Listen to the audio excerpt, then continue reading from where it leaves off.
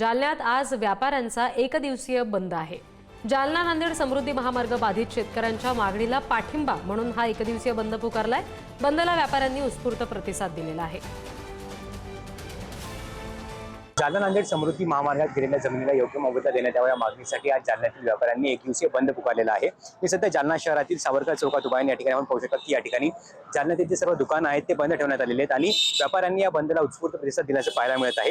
आपण जर पाहायला गेलं तर जालना तालुक्यातील देवमूर्ती या ठिकाणी शेतकऱ्यांनी मागील 72 दिवसांपासून धरणे आंदोलन सुरू केलं होतं आणि या धरणे आंदोलनाचा आजचा साधारण 73वा दिवस आहे। मात्र अद्यापपर्यंत शेतकऱ्यांच्या मागण्या पूर्ण झालेल्या नाही। त्यामुळे शेतकऱ्यांनी आज जिल्हाधिकारी कार्यालयावर मोर्चा काढत आंदोलनाचा इशारा दिलेला आहे। त्याचबरोबर या आंदोलनाला पाठिंबा म्हणून जालन्यातील व्यापाऱ्यांनी देखील आज आपली उद्योग व्यवस्थापन जे आहेत ते बंद ठेवल्याचं पाहायला मिळत आहे। मी सध्या जालना शहरातील बाजारपेठेत उभा आहे। या ठिकाणी आपण पाहू शकतो की या ठिकाणी सर्व दुकानं जे आहेत ते बंद ठेवून या आंदोलनाला शेतकऱ्यांच्या आंदोलनाला पाठिंबा दिल्याचं पाहायला मिळत आहे। आपण जर पाहायला गेलं तर आज शेतकऱ्यांचा मोर्चा जो आहे तो जिल्हाधिकारी कार्यालयावर धडकणार आहे आणि यावेळी जालना नांदेड समृद्धी महामार्गात गेलेल्या जमिनीला योग्य मोबदला देण्याची मागणी शेतकऱ्यांकडून केली जाणार आहे।